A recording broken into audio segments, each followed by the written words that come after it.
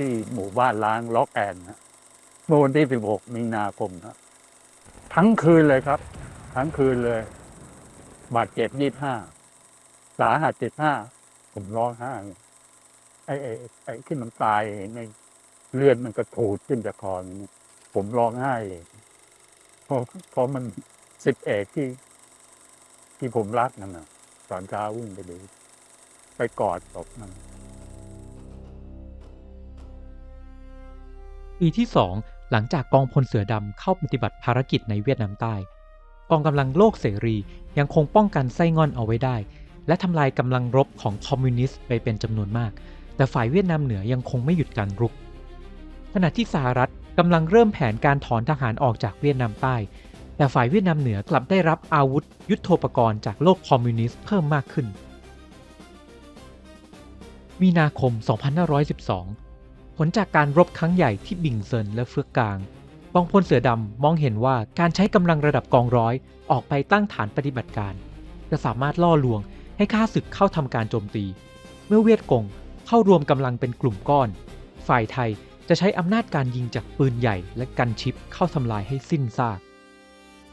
กองร้อยที่ 1 และ 2 ของกองพันที่ 3 กรมทหารราบที่ 1 จึงออกปฏิบัติการในพื้นที่อิทธิพลของกองพันที่ 2 กรมทหารราบเวียดกงที่ 274 ในบริเวณ AO เสนา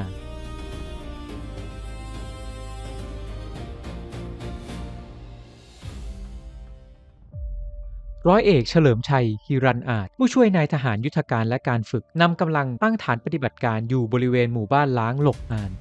ทหารไทยได้ทำการปรับปรุงที่มั่นและจัดกำลังออกซุ่มโจมตีนอกฐานในเวลากลางคืนแต่กลยุทธ์เช่นนี้ก็ทำให้ทหารไทยเหลือกำลังเพียง3หมวดในฐานปฏิบัติการสุ่มเสี่ยงต่อการถูกโจมตีด้วยกำลังขนาดใหญ่กว่าเวลาตี 2เสียงนกร้องมากขึ้นผิดปกติบริเวณชายป่าเกิดพลุสะดุดแตกขึ้นรอบฐานทหารไทยยิงสอบ N79 ไปที่ต้นทางของเสียงความเงียบเข้าครอบงำเสียงเคาะกรอบไม้ไผ่ดังขึ้นเป็นจุดๆจนทั่วผืนป่าทหารไทยรู้ทันทีว่าเหล่าเวียดกงพร้อมแล้วทันใดนั้นกระสุนจากเครื่องยิงลูกระเบิดและ RPG ยิงถล่มทหารไทยอย่างหนักหน่วงเสือดำ2 นายถูกสะเก็ดระเบิดเสียชีวิตทันทีกองร้อยที่ 1 ของร้อยเอกบุญเรืองสุขศรีซึ่งวางกำลังทางทิศเหนือถูกระดมยิงอย่างหนัก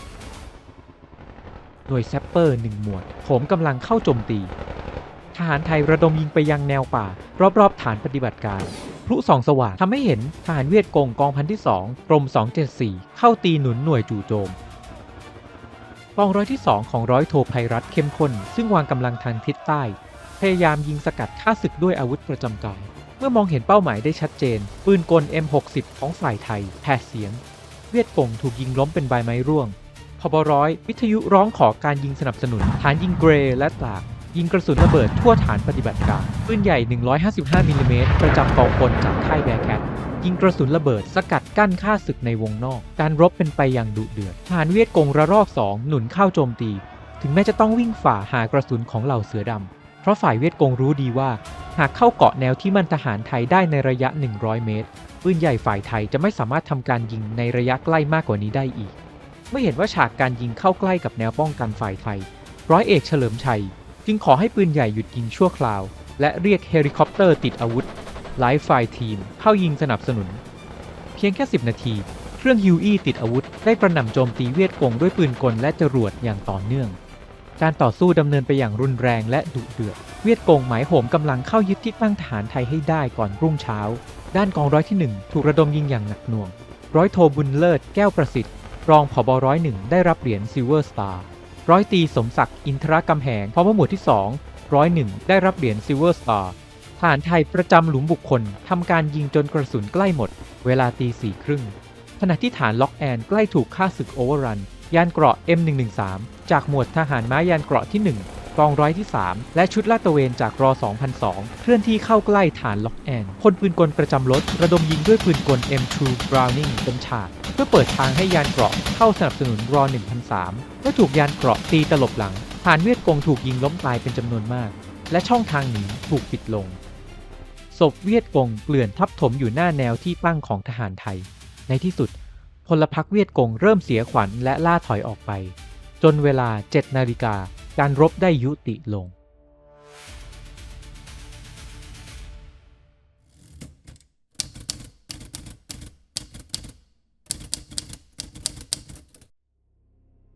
ณสนามบินชั่วคราวบริงเซน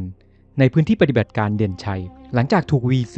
เข้าโจมตีในยุทธการพินพอยต์ฝ่ายไทยได้มีการจัดกำลัง1หมวดจากหมวดที่3กองร้อยที่1กองพันทหารม้ายานเกราะเพิ่มเติมเพื่อเสริมกำลังป้องกันกองร้อยที่3รอ1003ของร้อยเอกผินมาลีเนตรช่วงเดือนพฤษภาคมเกิดฝนตกอย่างหนักฝ่ายเวียดกงจึงหวังใช้สภาพภูมิอากาศอำพรางการโจมตีและลดอำนาจปืนใหญ่ของฝ่ายไทยเวลา1:35 นาทีหน่วยแซปเปอร์1กองร้อยสนับสนุนด้วยทหารราบเวียดกง1กองพันหย่อนกำลังโถมกำลังเข้าโจมตีฝ่ายไทยรู้ล่วงหน้าเมื่อตรวจพบการเคลื่อนไหวของข้าศึกปืนใหญ่ของกองพลจึงเริ่มยิงสนับสนุนปืนกล M2 Browning ประจำ M113 เริ่มระดมยิงเป็นดังที่ฝ่ายเวียดกงคาดฝนที่ตกหนักจึงทำให้ฝ่ายไทยไม่สามารถคาดคะเนตำแหน่งของข้าศึกได้ดีการระดมยิงจึงไม่ได้ผลเท่าที่ควรเวียดกงโถมกำลังเข้าใกล้แนวที่ตั้งทหารไทยเหล่าเสือดำยิงต้านทานเมื่อเห็นว่าเวียดกงพยายามรวมกำลังเข้าโจมตีแตกหักผบ.ร้อยจึงร้องขอการสนับสนุนทางอากาศในเวลาไม่นานเครื่องสปูกี้ขึ้นบินวนรอบฐานปฏิบัติการและทำการยิงสนับสนุนด้วยปืนกล M134 มินิกันเมื่อพบกับการต้านทานอย่างรุนแรงฝ่ายเวียดกงจึงถอนกำลังกลับไปอย่างบอบช้ำ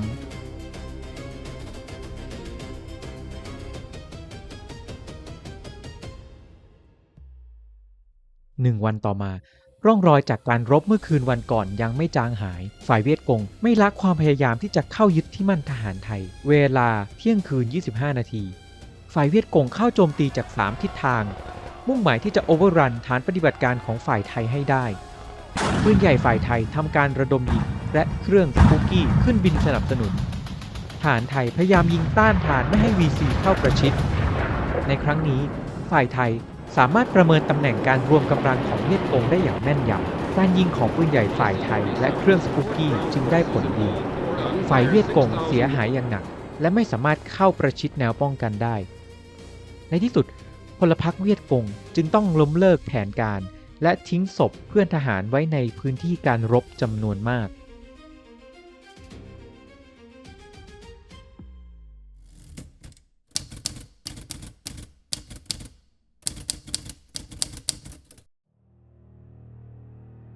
4 ปีที่ทหารสหรัฐเข้าทำการรบในเวียดนามใต้แต่จุดจบของสงครามยังดูห่างไกลแผนการรบยืดเยื้อของเวียดนามเหนือได้ผลทุกๆชีวิตทหารอาวุธยุทโธปกรณ์และค่าใช้จ่ายที่เพิ่มขึ้นจะเร่งเร้าให้ประชากรอเมริกันต่อต้านการทำสงครามในที่สุด 14 พฤษภาคม 2512 ประธานาธิบดีนิกสันได้ประกาศทางโทรทัศน์เกี่ยวกับแผนการถอนทหารของสหรัฐและชาติพันธมิตรออกจากเวียดนามใต้และเริ่มนโยบายเวียดนามไซเชันThe major portions of all U.S., Allied, and other non-South Vietnamese forces would be withdrawn.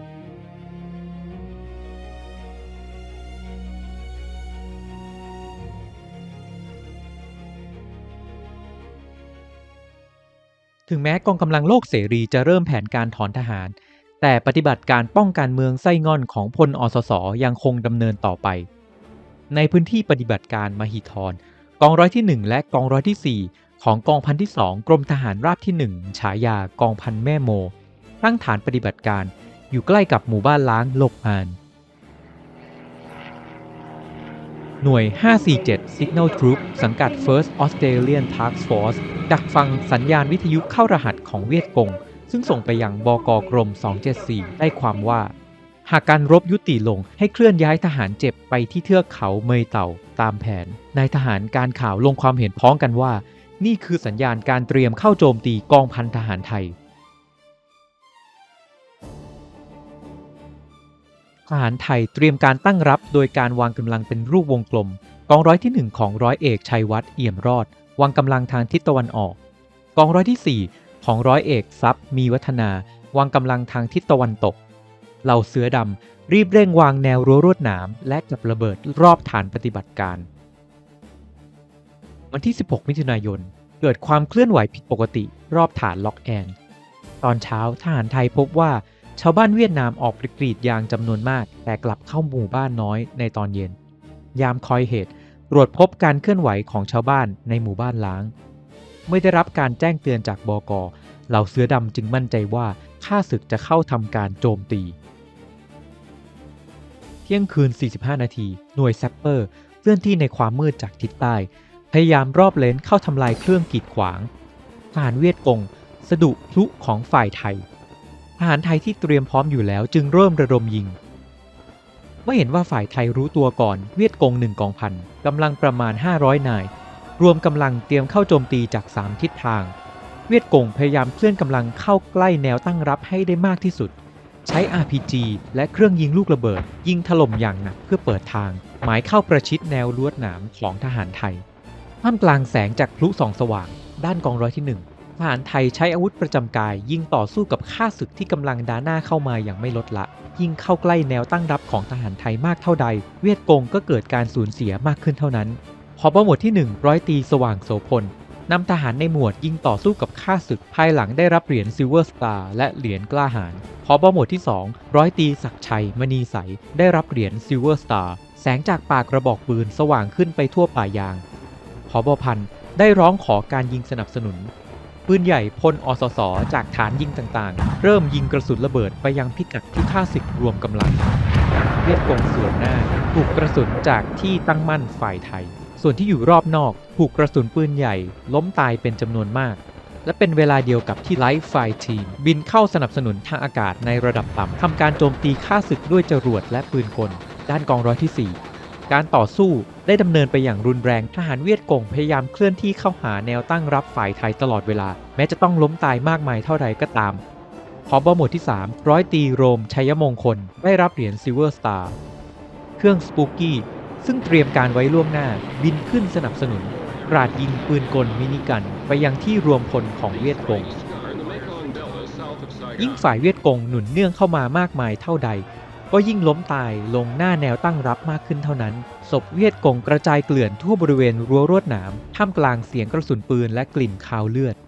เวียดกงจำนวนหนึ่งสามารถเล็ดลอดเข้ามาจนถึงระยะประชิดเริ่มขว้างลูกระเบิดมือเข้าใส่ทหารไทย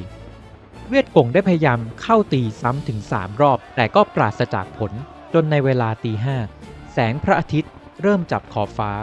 แสงสว่างทำให้การยิงของฝ่ายไทยแม่นยำขึ้นรุ่งเช้ากองร้อยที่3ของกองพันทหารราบที่2กรมทหารราบที่1และหมวดทหารม้ายานเกราะเข้าเสริมกำลังปิดล้อมทำลาย VC จาก2ทิศทางยานเกราะ M113 และกองหนุนเข้ากวาดล้างเวียดกงที่ยังหลงเหลือในพื้นที่จนถึงเวลา 8 นาฬิกาการรบได้ยุติลง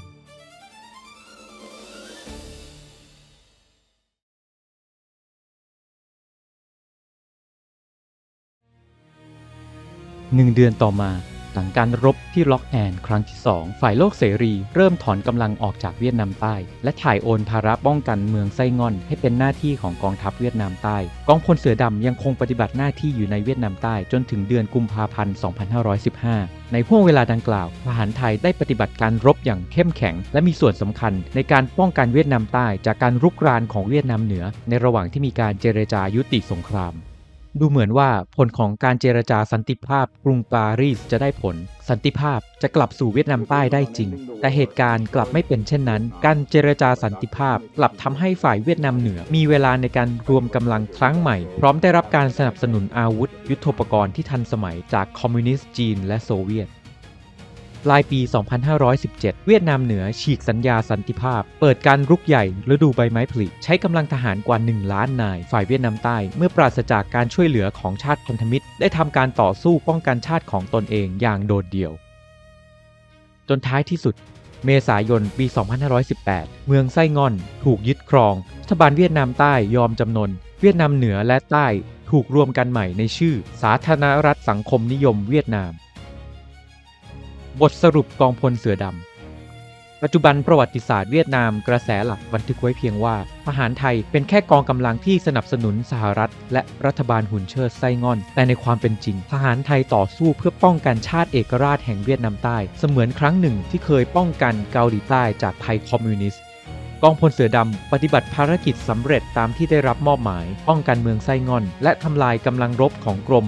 274 แม้ว่าผลการรบจะไม่สามารถเปลี่ยนแปลงผลของสงครามแต่ทหารไทยในกองพลเสือดำก็ได้จารึกวีรกรรมสำคัญไว้ในหน้าประวัติศาสตร์ว่าครั้งหนึ่งพวกเขาได้รบและสละชีพไว้ในต่างแดนเพื่อป้องกันชาติเอกราชจากภัยคอมมิวนิสต์